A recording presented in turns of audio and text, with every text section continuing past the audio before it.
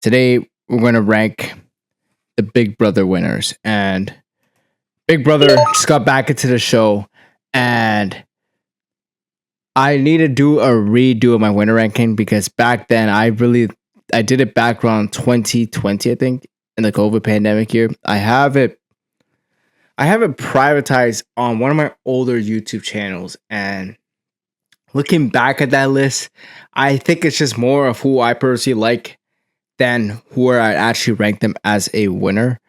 And it's pretty bad. It's a pretty bad list. So I feel like it's time we do a redo of that list and rank every Big Brother winner.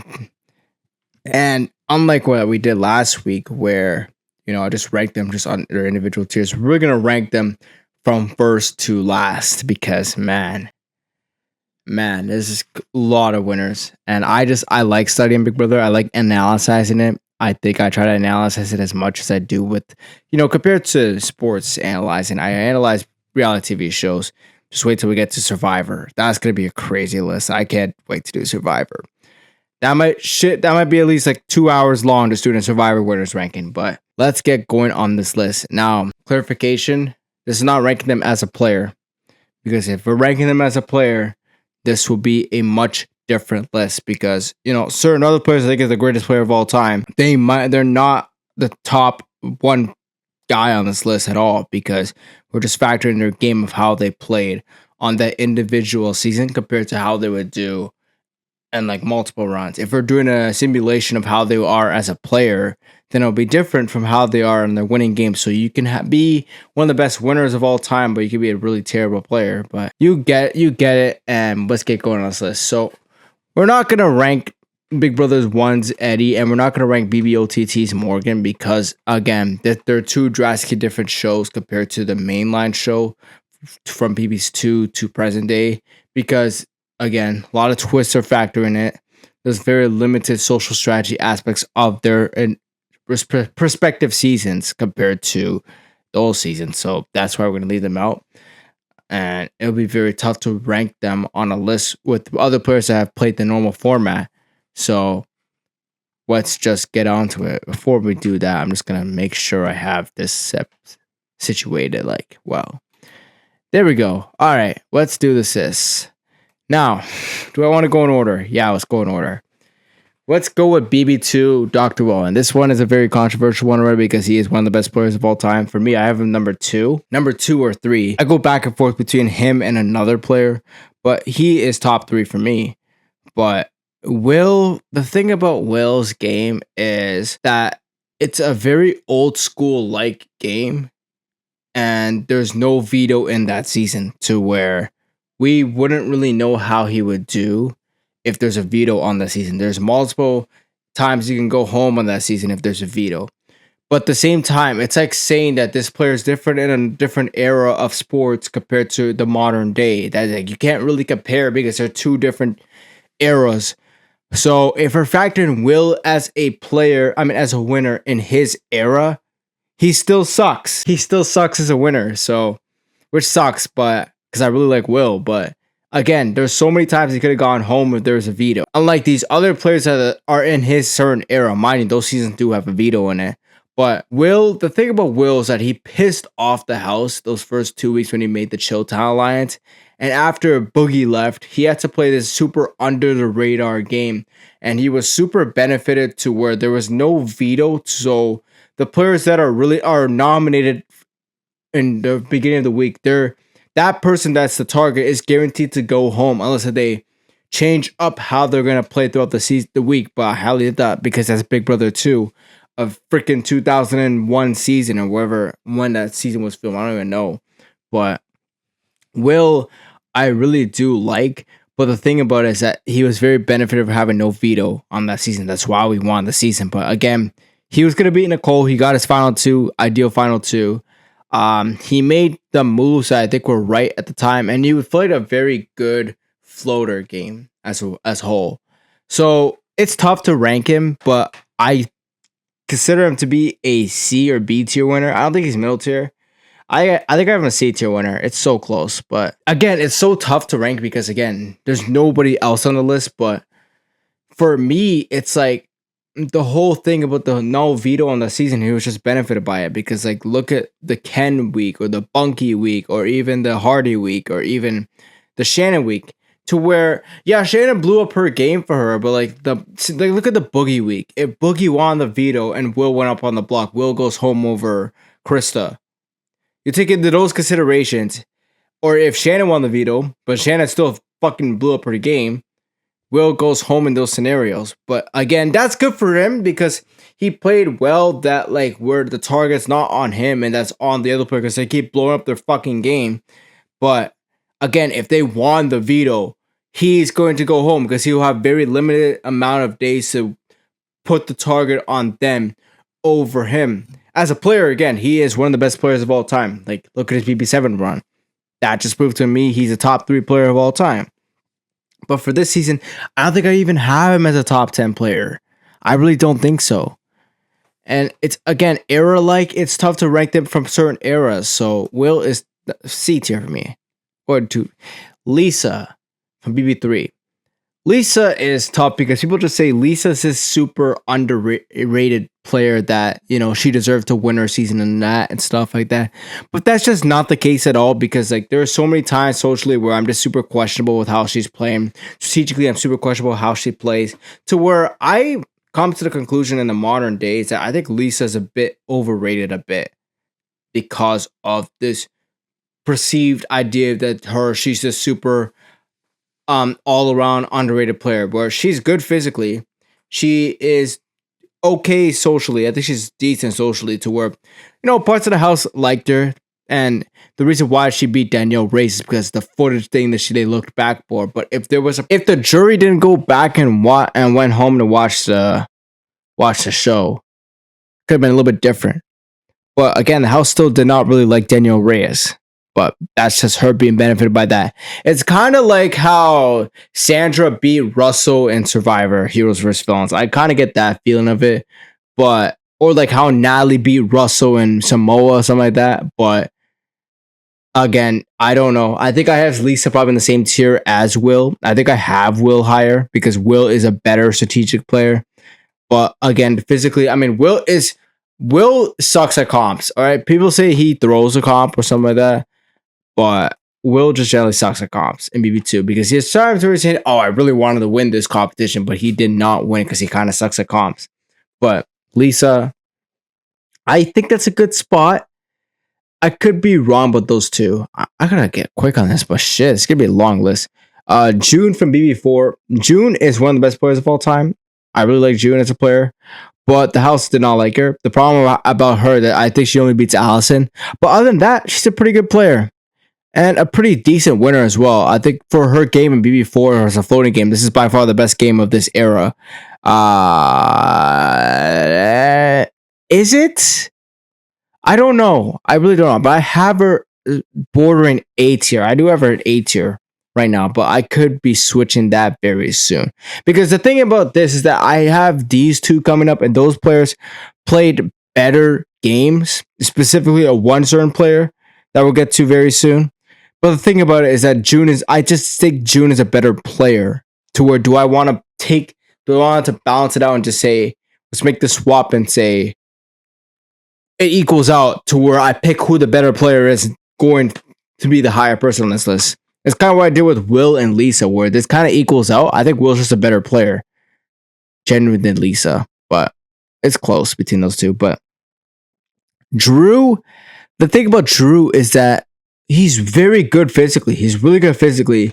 And he's super liked on the house. He was super good socially. The thing about him is that strategically, it's like he kind of makes moves on the game throughout the games due to kind of emotion. To where he has the archetype to be like a really good player, like a really good winner, like a Hayden Moss, Cody Calafiore, one of these general male archetype, good athletic boys or whatever that archetype is. But he has that kind of going for him. The thing about Drew is I think he played the worst game of those three because again, it's a very old school like game, but also is this strategic game that good to where we really got a good glimpse between Cody and Hayden Moss? We'll get to those two later.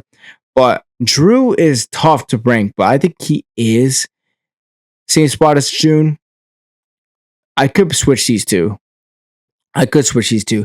Maggie is better than these two. What puts Maggie away from her being in the S tier is that she was kind of benefited for being in the final two with Yvette, and Yvette, it was hated throughout the entire house in BB6. I remember the Sovereign 6 Alliance just drastically hating her ass. And that Friendship Alliance, or whatever the fuck it's called, like, is it the Friendship Alliance, or it was a very unlikable named alliance that I have not watched BB6 in a while. But from my memory, is that she was benefited from having a vet there, and she can only beat a vet. Other than that, she got away pretty much the majority of that game. She pretty much got away the majority of that game. And the times that she was on the block, she was not going home. Ever since Cappy left, had control, got her ideal final two, she won the game. After what takes the top of it is the Howie HOH week, where she manipulated Howie to put up James and Sarah. That won her the game. Because I gave her the numbers in the merge, and she dominated, or the jury. She pretty much dominated after that. That's why I can say Maggie's there. It's a very old school like game. That's why I can't put her in the higher tiers. But I think that's a relatively good spot. Now Boogie, Mike Boogie. I feel bad for the dude personally. Like, I wish he got the help that he needs, but Boogie is a player that this is tough because people say he rode Will's cocktails and Will carried. Yeah, Will was the better player of the two, but it's not really that. I think Boogie co-dominated that season with Will. I think there were so many times throughout that season where I agreed with what Boogie did over Will. And Mike Boogie, I think he has the three good aspects to him, where he was likable in the house a bit. He was very good physically, and he was very good strategically. I think he's one of the best strategic winners of all time, specifically on the season. Like, I don't know what the fuck happened in BB14, because he just gave up and was just a super cranky old man. But back in BB7, one of the best strategic players of all time, and co-dominated the season with Will.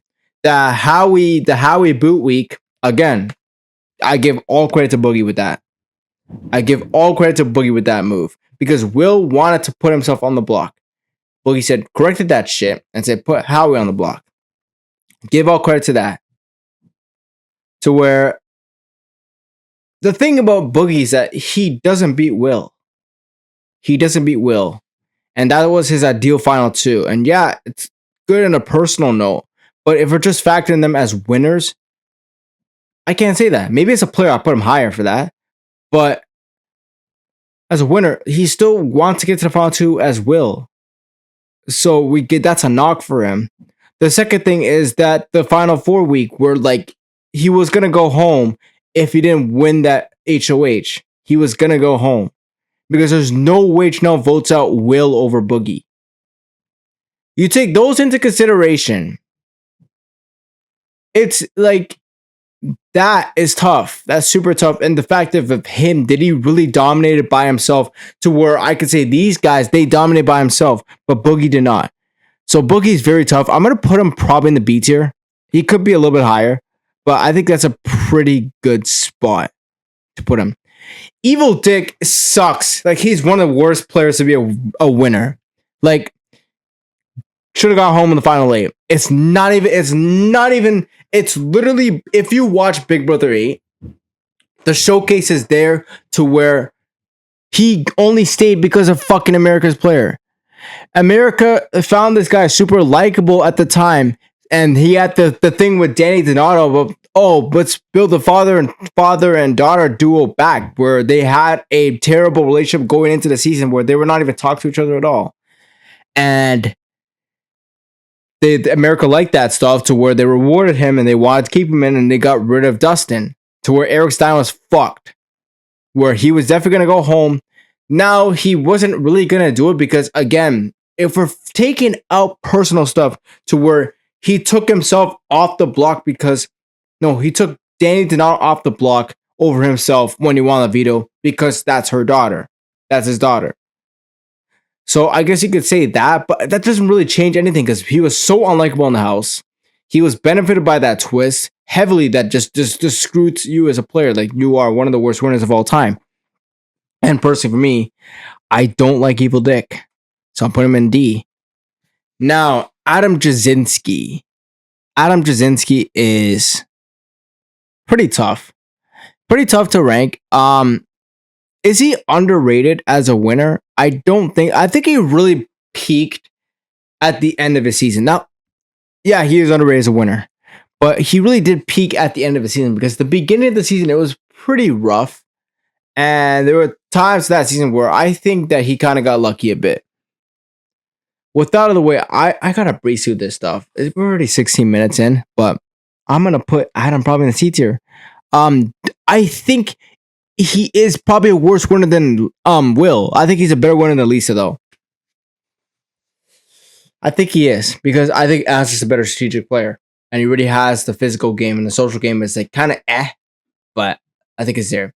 Now, Dan Giesling, Daniel Giesling, the greatest Big Brother player of all time. He is. He really is for me. Like it's not close. It's really not close. Now, with his winning game specifically in BB10, the week 2 thing to where he needed that was kind of the thing with Brian where he was on the bottom to where I do factor in kind of dominant control as a winner because he didn't really have that much control in the beginning of the game. It's where the middle of the end game where he had full control. That's where I say, yeah, he is a top tier winner. But like at the same time, that beginning part of the game where he was with Brian and Brian left and he was on the block week 2 was kind of iffy. But what's a pro of that? He was not going to go home. And he didn't even get the veto. And he completely threw the comp. Like he threw so many comps that season. To where it's very impressive game and it's a near perfect game. And his social game was pretty much full-fledged perfect. I know the situation with Michelle was kind of he didn't need to do it super unnecessary with the nomination roulette ceremony, veto roulette ceremony, whatever it's called. He didn't need to do that, but like he still got Michelle back on his side and he won the jury vote for her. And he pretty much outplayed Memphis at the end. So you have those things considered into it. But it's so tough. I think I'm going to put Dan in the S tier because he's still one of the best players of all time. But that situation at the beginning of the game is rough. And you could say that he didn't really have control a little bit later on. He really had control after the America's vote with Jesse. But he wasn't going home though. Like he was still he was still kind of quiet, but he was not going home. So yeah, I think it's a good spot for Dan. Jordan. Now, this one is super easy to wire why I don't think she's one of the best players of all time or best winners of all time. It's the coup d'etat. The coup d'etat really benefited her as a winner. Now, for me, I think she's a better player than she is a winner. I think if I go and run a simulation, she is making the merge at least every single season. There's no way she's a pre-jury boot. There's no way people are going to vote out Jordan, the super likable young girl, over the big guys like freaking Evil Dick or Adam. There's no way that. But at the same time, as a winner, she didn't play that good. She did not play that good. She was pretty much benefited by the coup d'etat specifically, and just Jeff being along her side. And freaking what's crazy is that she only beats Nally at the end. She does not beat Kevin. She does not beat Jeff. She does not beat Michelle. Those guys beat her. But again, Nally just sucked even more. But Jordan is tough. I think Jordan is C tier. I think Jordan's a C tier winner. I think that's a fine spot for Hayden Moss. Now, Hayden Moss. What baffles me about people is that saying that the hardcore audience says that he beats Lane in a 4-3 vote. And no shit, he does. That's fucking what it is. But those 4 votes were already locks. So that doesn't really matter if you have those 4 votes locked already. Yeah, it sucks you couldn't have a perfect jury, but like some of the best players out here didn't win through a perfect jury. The only guy I could think that's actually a top tier winner that won through a perfect jury is Dan and Cody. Spoiler, Cody's the top tier winner. But you take those consideration and but Hayden outside of that situation, yeah, he had the brigade on his side, but he still got rid of Matt Hoffman. Got rid of Matt, had control, was super likable now, super good physically. What's there to say? He's pretty much a better version of Drew because he's a better strategic player than Drew. I know Drew made the move on Jace. I know he did that stuff, but this is a more impressive move because he got Matt Hoffman back. I know Jace went to the jury, but I mean to the pre-jury, whatever the fuck it's called. But Jace was not going to vote for Drew. He was going to vote for Cowboy. To where Hayden got Matt Hoffman's vote back. So I'm taking Hayden pretty high. I think he's better than Maggie. Is he? Because Maggie had more control, but Maggie only wins in one scenario where Hayden wins in multiple. So I'm going to put Hayden above. Rachel Riley is probably my favorite female player out here. I like her and Taylor as female players. And Chelsea. I do like Chelsea as well. And June. Fuck. I didn't see June. But as a winner, she's not really that good. To where so many times she was on the block in the beginning of the game to where you should have been a pre-jury boot. And there's obviously Pandora's Box, who she got so fucking lucky with. But outside of that, I don't know, man. I just like her more than Evil Dick. So I'm going to put her higher than Evil Dick. I know it's not very good analyzing, but like at least Rachel wasn't benefited by literally having to go home. That like Rachel did not have a situation like Dick to where Evil Dick was supposed to go home. Literally supposed to go home in the final 8. Like, and he was just so unlikable in the house. Rachel was more likable this season compared to even 12, but like she did not have that situation to where you could say that. I just like Rachel more, to be honest. Now, Ian is tough because I think, in my opinion, Ian has gone down the most out of any player I did a winner ranking with in the past. To where Ian is just not a good player. He's really not a good player. I think he's decent, but like he's so freaking lucky. He was that guy was so lucky so many times. To where he needed so many comps. As a player, that's a good thing. But also as a winner, it's like you needed those comps. And does he beat any other players in the cast? I don't think he beats what's her face? Danielle. I don't think he beats Danielle. I don't think he beats Shane. He beats Dan, but that's just fucking anti-winner sentiment on Dan. To where there's nothing what he can do.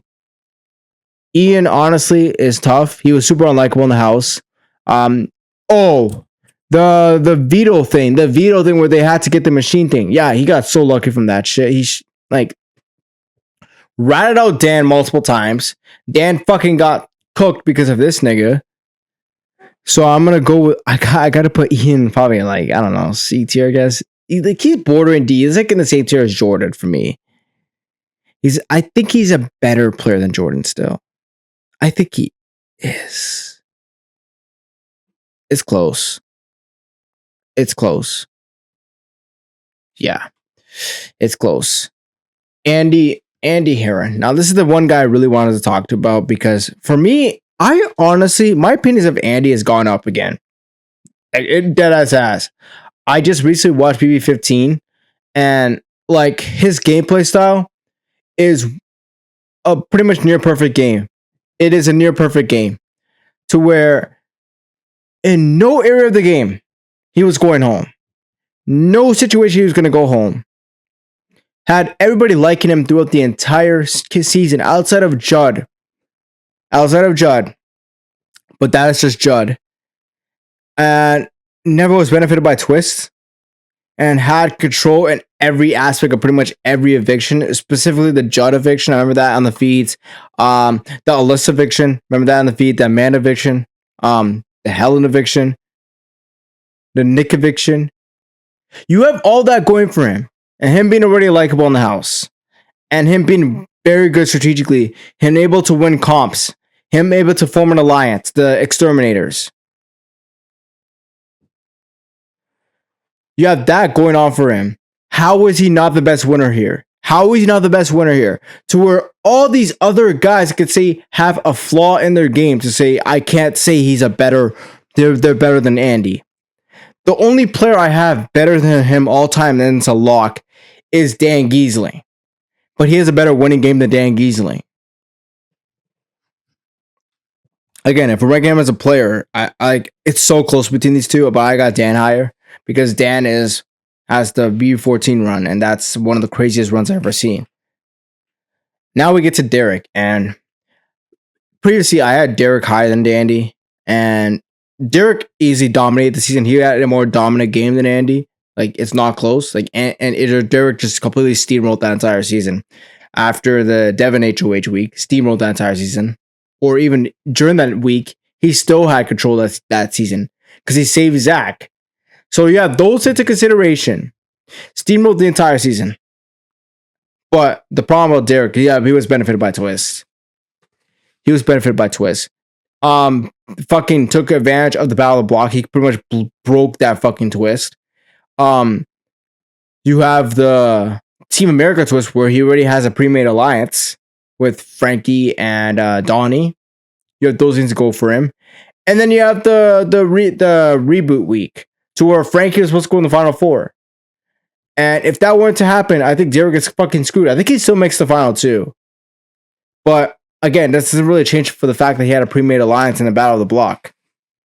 So I can't put Derek as a better winner than Andy. He's a better winner than Dan. He's not a better player than Dan, but he is a better winner than Dan. Do I actually agree with that? Does the twist make Derek a lower winner than Dan? Because outside of Dan's, he didn't have control like Derek, but Dan didn't get benefited by twists. And he had pretty much near perfect game. Derek had the twists. I think I'm going to make that change. I think I'm going to put Dan above Derek. But it's close, dude. I think it's close. Because Derek still broke the fuck out of Big Brother with that, which is him stealing with an alliance, which is super boring to watch, but it is what it is, man. Then we get to Steve. And Steve is interesting. Because Steve is one of those players that I would probably play like how he does, where he goes under the radar for the beginning of the game, makes an alliance, a final two alliance with somebody, and cut them at the very end. It's pretty much what you need to do. The problem with Steve is that there's a bit of flaws in that situation to where week one, he was in a bit of danger, but he wasn't going to go home there. Week, what was it again? He was pretty much safe ever since then. But again, that's just mainly due to the Battle of the Block twist being the Battle of the Block twist. So he was pretty much safe from then on. And then you have, which week is it? I don't remember which week it is. Final three. The final three veto. Or HOH. The final three HOH with him and Vanessa. Whoever won that wins the game. Because they're going to cut each other. But again, that was a do or die situation, so that's not really anything he can do. But Steve did not really have the dominance as these other players I see. I think he is around Mike Boogie for me. But it's close, dude. I think he is bordering C tier still, but I think he's around Mike Boogie for me as a winner. But as a player, I think he's a lot lower than that because he's kind of awkward. And taking into those considerations, how, his specific conversations go with like Vanessa, like it's kind of interesting. But that's just as a player. As a winner, it's different to rank that. And then we get to Nicole Franzel. Honestly, I had this weird ass hate for her back in the time, but like that was just because I was just a little kid and I was just being bratty. Nicole's a good player. She's one of the best players of all time. The question is, where does she rank? Nicole is tough because I think she just plays a naturally good game throughout the most of the season. And I guess you could say the final week is where she's in a little bit of danger. And there was many times throughout the season where she just got her way. But she was really not in that much danger throughout the entire season compared to her BB16 run. I think she is bordering A tier. I truly think she is. She's very similar to June. I think she is. Yeah. I think June is probably a better player strategically. Now, Josh Martinez, man. Josh Martinez. I really do like the guy. But when we talk about his gameplay, man, oh my gosh, it's tough. Because brother was going to go home in week 1 if he did not get that golden apple. He was going to go home there. Outside of that, he's not that bad. Though, socially, he was unlikable. Unbearable throughout the entire year. On the season. Only beats Paul and Christmas. I don't think he beats anybody else. I wish he beats fucking Alex. I hate Alex. But he's like, for me, like with Josh, I think he's better than Ian. Because at least Josh is good strategically and good socially. And what really, I think, puts the edge for me in terms of him above like guys like Lisa and Adam is that Josh, with his goodbye messages and how he's able to really, his jury management just got so much better at the end because of those goodbye messages. And then again, most of it has to do with him being against Paul. But again, he still went on a high horse multiple times throughout the entire house. And the week 1 situation where he would have gone home if the golden apple didn't happen. But anyways, I think Josh is relatively around Adam. But I think he's better than Adam. Casey. Don't like her. She's boring as fuck. But as a player, as a winner, it's like kind of coasted Tyler's coattails because Tyler pretty much that was Tyler's season. He pretty much ran that alliance. Casey was very good socially. I think what takes the edge of that is her challenge career, but she's good socially. She is good physically, one of the better physical players here. Strategically, I don't see it because her final 2 alliances with Tyler and Tyler got screwed. Tyler should have won that season because of the jury thing. The jury thing is complete bullshit. That's how Tyler lost. But anyways, Casey's a B tier winner. Let's move on. She's better than Steve. She's not better than Boogie. Jackson Mickey. Tough. If we're talking, there's like 2 halves to the player for this guy because I think at the very end of the game he played very well to where I think he is A tier. He's an A tier winner if you factor in the very end of the game or second half of the season. But the first half of the season, that's fucking trash, dude. I'm not gonna lie, he's trash. But actually, not that trash. He was just situations where he could have gone home. I think there's 2 times where he could have got home. To the Cliff HOH week and the Jessica HOH week. But Bella and Jack just suck more. I really don't like this guy, to be honest. Like, there's so many unlikable winners in Big Brother. But again, as a player, I guess he is around Casey and Steve. I think with what he did in the second half, it kind of balances out. So I guess he's above Steve. But he still sucks. Coley Calafiore. Again, he is so boring. But he is a really good player. Like one of the best players of all time. I agree with that. The problem is with Cody, compared to these other winners, he was in danger. People wanted him out. And the thing is that his alliance just won so many competitions over and over again, which made the season so freaking boring. But he still did it. Like, that's not a knock to say the season is boring because of how he did the game, how he played the game. So, S tier, I guess. He's not better than Derek. He's not better than Dan. He's not better than Andy. But he's still an S tier winner. Now, Xavier X is tough because X I go back and forth with because I want to say he is better than Casey and Boogie. I want to say that. The thing about X is that he kind of got bailed out with Tiffany and Kylan and Hannah being on his alliance to where he came off as so delusional so many times throughout that season to where, I mean, I want to see how he does without the Cookout Alliance because he really got bailed out from that shit. He really got bailed out that those guys went home before him. But still won the game 7-0. I think it's 9-0. 9-0, not 7-0. It's 9-0. He won 9-0. But it was against Big D. Big D sucks. But you take in those consideration. And the fact that taking those consideration that he was a 9-0 winner. And he was pretty good physically. Not the best physically. I think he's a little bit overrated physically. A decent socially and overrated strategically. The physical game really benefits him, but like I think he's better than the C tier winners. And there's not really that much danger where it's gonna go home. I think maybe some areas, but like that was just pure from bad luck from the other guys. I think he's around Mickey and Casey. I think he's better than Mickey. Fucking name Mickey. Taylor.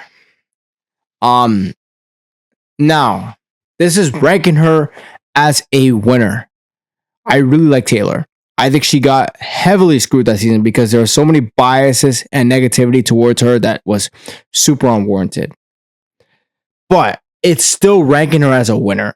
She got voted out in week 1 and she got saved by a twist. Got saved by a twist and she got voted out and Paloma quit, or whatever her name is. Whoever was the first one that season, she quit. I like Taylor. I really do. I want to say she's a good player. I think she is a good player. She's a better player than Rachel. She's a better player than Dick. She's better than Jordan, Ian, Lisa, Josh, Adam. She's a better player than those guys. She's better than Steve. She's better than Mickey. She is better than X as a player. She's better than Maggie. She's bordering Boogie and Casey as players. I think my Boogie's a better player still. See, Casey is tough, but as a winner, it's like those things happen. But again, it's not really her fault. That's why I can't say she's on the tier of a Rachel, Riley, and an Evil Dick. So she's definitely C tier, unfortunately. I really like Rachel. I mean, as Taylor, but it's tough, man. She kind of got screwed, but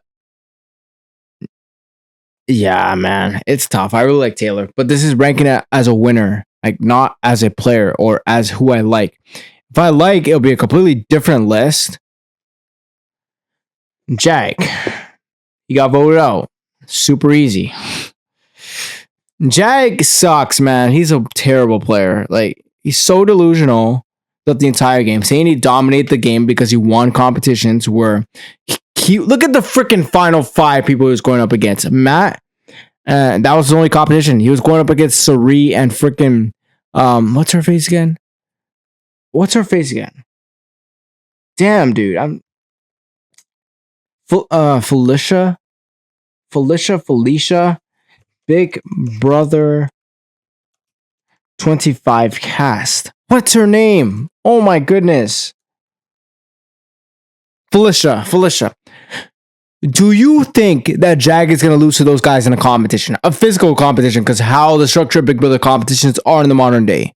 Do you really think that? Do you think that? Specifically with the guy that got voted out and came back into the game and taking Matt to the end, knowing that he was going to lose to him and still fucking won because of pure luck. And he said, oh, you dominated the game. Do you think he's going to lose to those guys? He proceeded to come back into the game after he got voted out and pretty much did the exact same thing and got saved by Matt. This guy sucks. He's a terrible player. And anyways, the final player we got is Chelsea. And Chelsea is by far the best player of her season. And I never really discussed where I rank her as a player. I think she is around the June and Nicole area, or where Maggie's at. But the thing about this is that I think Chelsea was just way more likable than Maggie. To where I think she's probably behind Hayden Moss. I don't think she's on that Syria area, but she's behind Hayden Moss. Really good player. The best female winner in terms of winner ranking is a black winner. So you got those into the things, man. It's crazy what we got. I'm gonna really restructure this list. I'm just gonna look back and see what I really want to change. S tier is good. Yeah, S tier is good. A tier, Hayden, Chelsea, Maggie, June. Cole. As a winner, though. The thing about June for me is that June only beats Allison.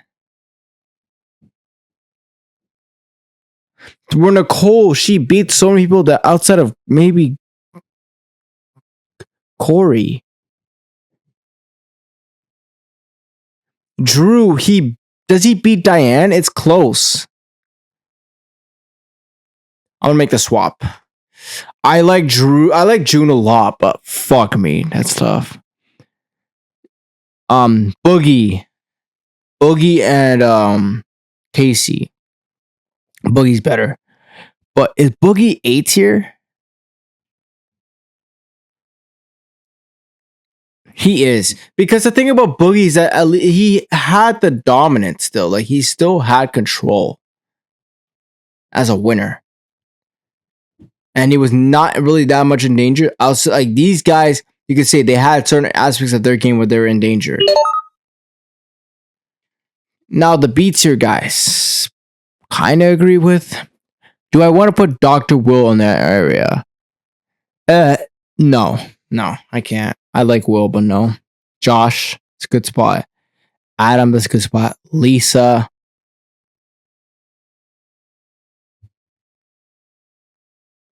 Lisa's better than Josh. Lisa's better than Josh. Just from the factor that she beats more people than Josh. Ian, yeah, I think Josh is better than Ian. Jordan. Taylor. Taylor's better than Jordan. And she's better than Ian. But that's where it is. And then the D tier is Rachel Riley. Which is a shame, because I really like Rachel Riley. Oh, fuck it. Because she didn't get voted out and came back to the game. But, yeah. That's my final list. Let's go in order. So my S tier is Andy, Dan, Derek, and Cody. My A tier is Hayden. Can't remember his freaking name. Chelsea, Maggie, Nicole, June, Drew, and Mike Boogie. The B tier is Casey, Xavier, Jackson, Mickey, and Steve. C tier is Dr. Will, Lisa, Josh. Oh, what's his freaking face? Adam, Taylor, Ian. Fuck, dude. I can't remember people's names. Jordan, Rachel. And then the D tier is Evil Dick and Jack. That's my final list, y'all. And I think I stand by this. So that I really am questioning is, where do I really do rank Taylor? And if I stand by if Chelsea is actually higher than Hayden, because that's very close. But other than that,